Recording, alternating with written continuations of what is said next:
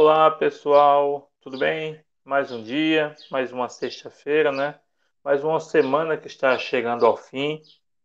E hoje nós vamos fazer a gravação do último vídeo do estudo pessoal, né, do Vem Segue, da leitura explicativa do estudo pessoal do Vem Segue. Só que antes, eu gostaria de fazer um agradecimento a vocês, né?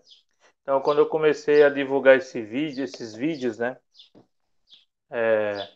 Há pouco mais de um mês, eu peguei um canal que eu tinha criado há algum tempo para colocar algumas coisas de Lucas e nunca havia divulgado esse canal. Então ele não tinha inscritos nenhum.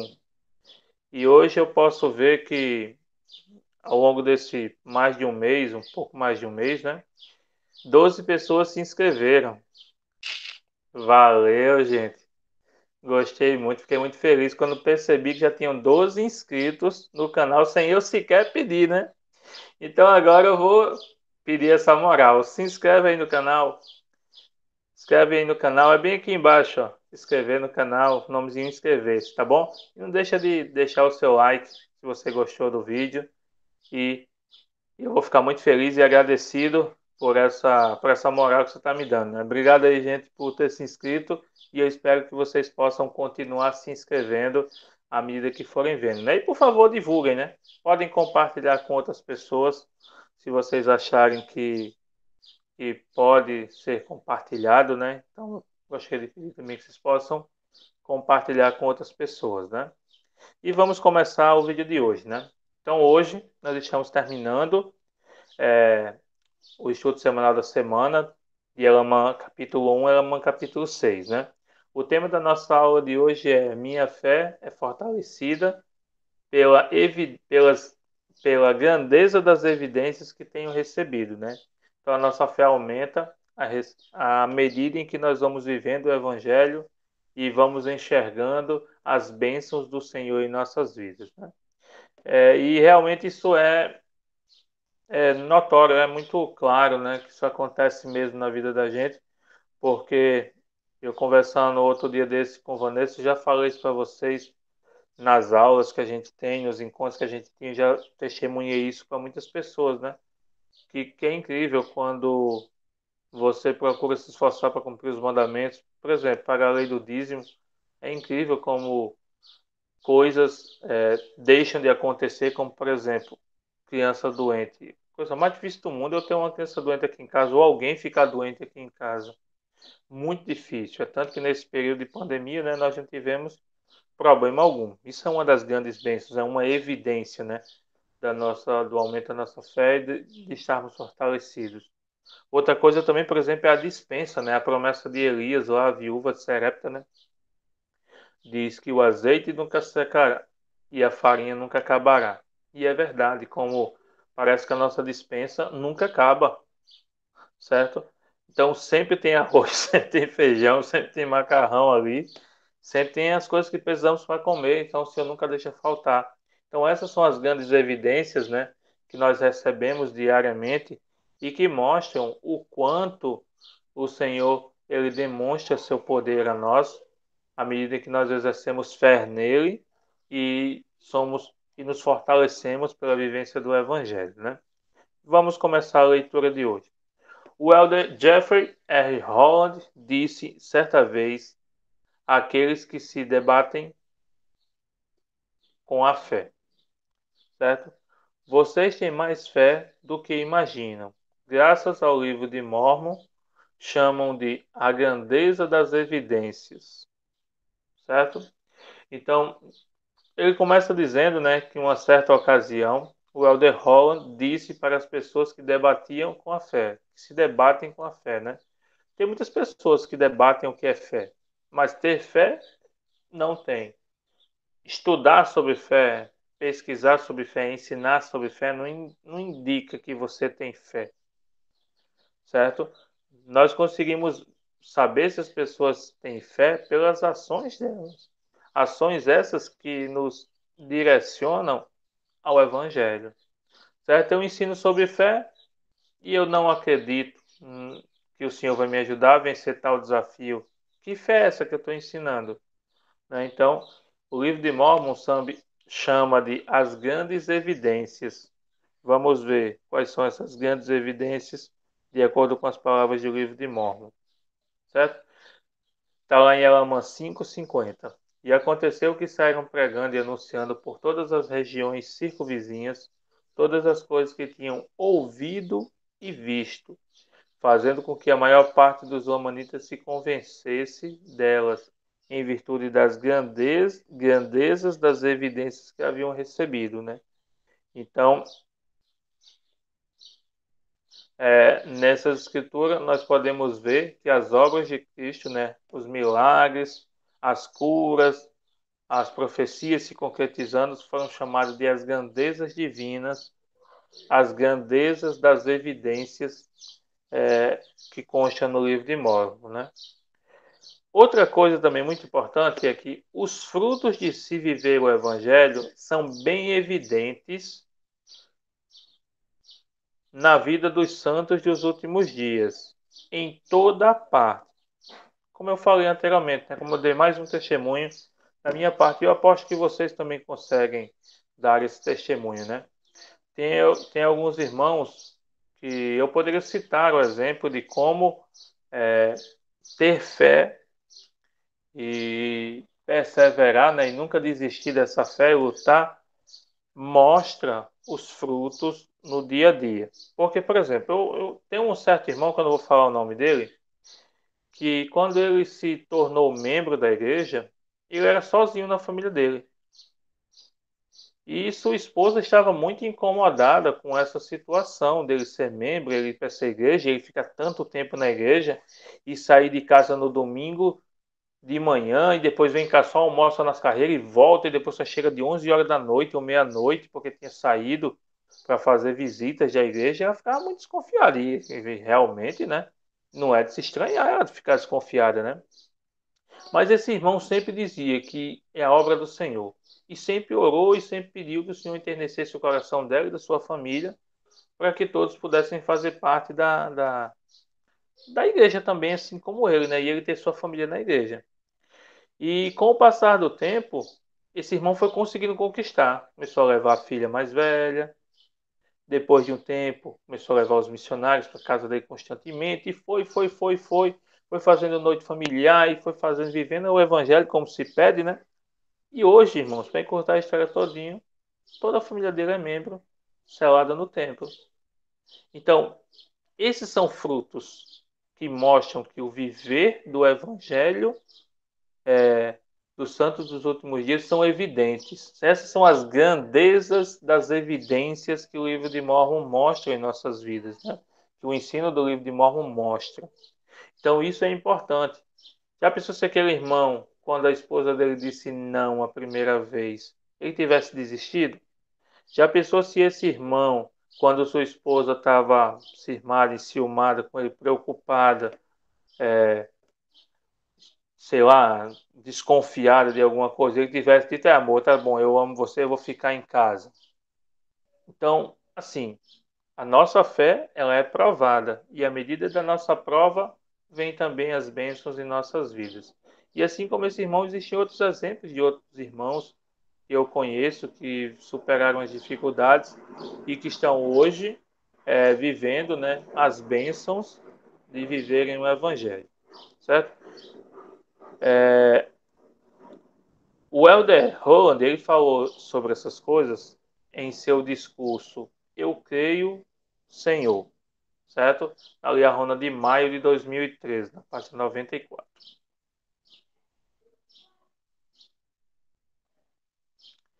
Ao ler esses versículos, pense nas evidências que o Senhor tem mostrado. Já falei agora algumas evidências, né, da vida de alguns irmãos. Tem as nossas próprias evidências também que nós sabemos e que são incontestáveis. Se não fossem tão claras e tão incontestáveis, eu não estaria mais aqui hoje, certo?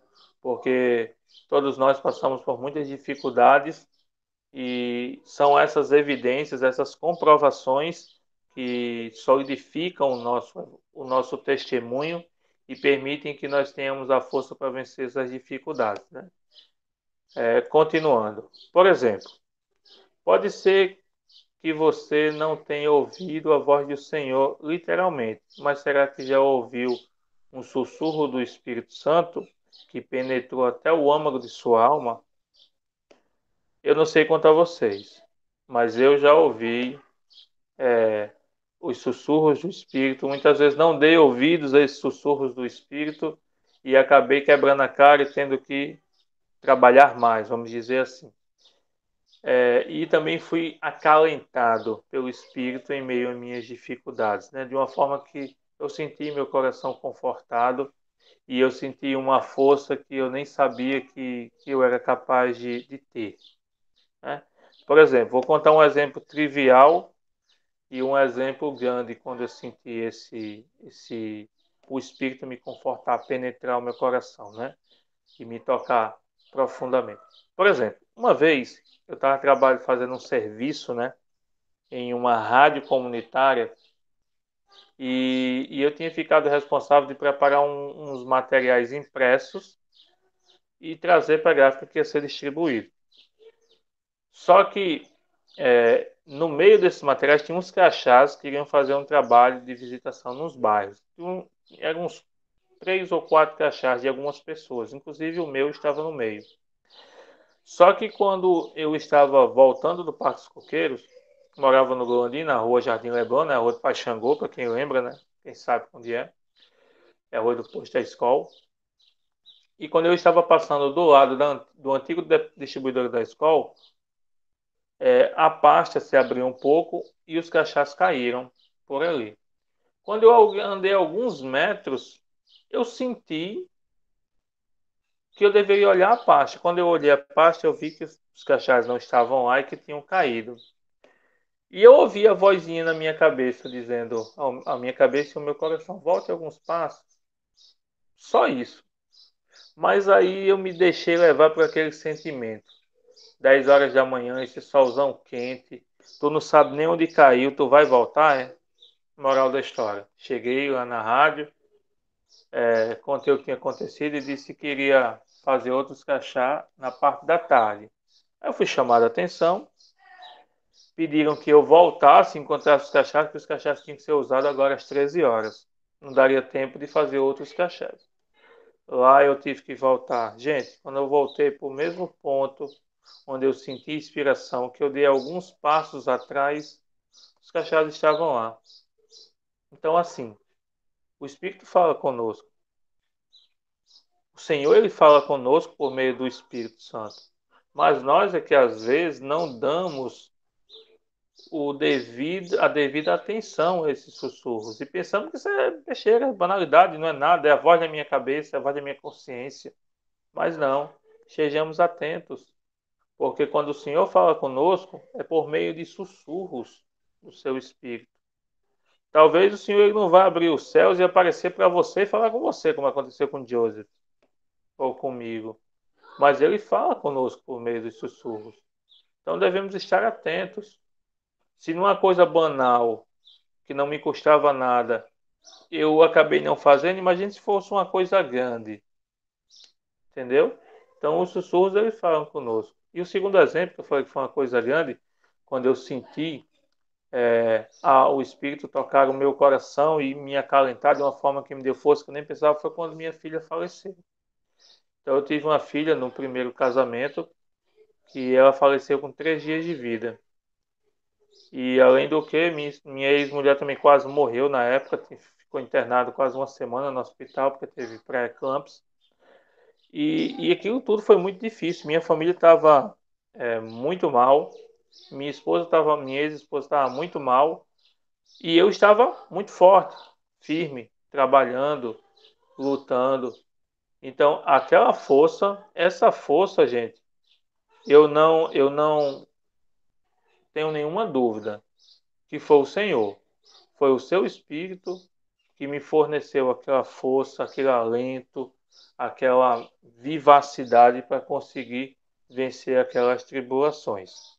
Certo? Vamos ver essas duas escrituras, Romanos 5:30 e depois nós vamos ver Doutrina e Convênios 88 e 86.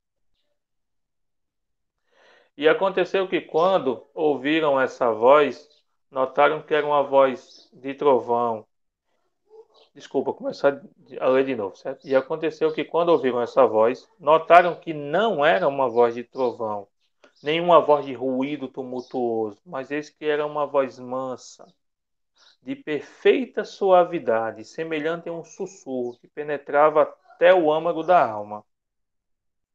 E a segunda escritura, Doutrina e Convênios 88, versículo 66, diz bem assim: E eis que o que ouvis é como a voz de alguém chamando no deserto.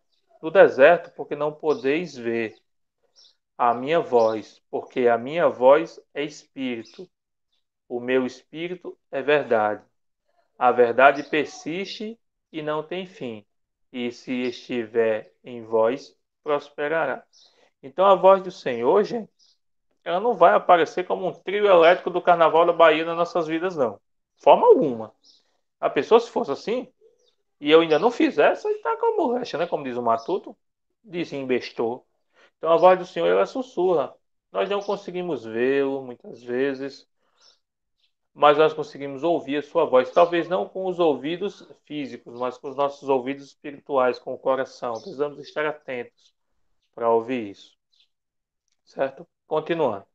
Talvez você já tenha andado em trevas, rogando a Deus por uma fé maior e tenha ficado repleto daquela alegria que é inexplicável. Certo? Vamos ler agora Elamã 5, versículos 40 e 47.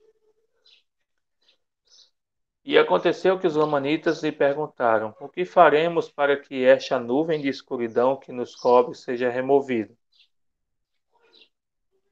E Aminadeb respondeu-lhes: Deveis arrepender-vos e clamar a vós até que tenhais e clamais a vós até que tenhais fé em Cristo, sobre quem vos ensinaram Alma, Amoleque, Zezron, e quando fizerdes isso, a nuvem de escuridão que vos cobre será removida.